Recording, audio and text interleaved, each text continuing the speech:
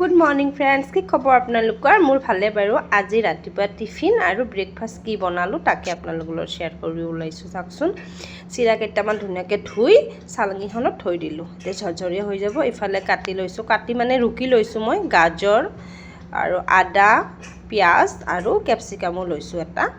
আৰু ইফালে পেনখন গৰম হ'ল, তাত দি দিলোঁ মই ঘি। আপোনালোকে তেল, মিঠাতেল যি ইউজ কৰে কৰিব পাৰে বাৰু। মই ঘিত বনালোঁ।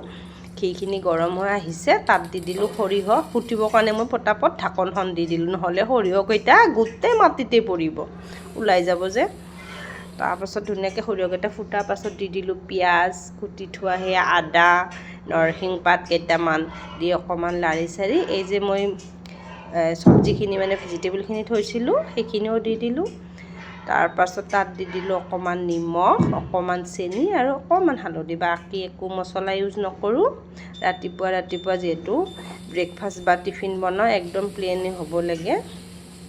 তাৰপিছত সেইখিনি অকণমান ঢাকি দিলোঁ 2 মিনিটৰ কাৰণে, আৰু অকণমান সিজি আহিলে ভাল লাগে।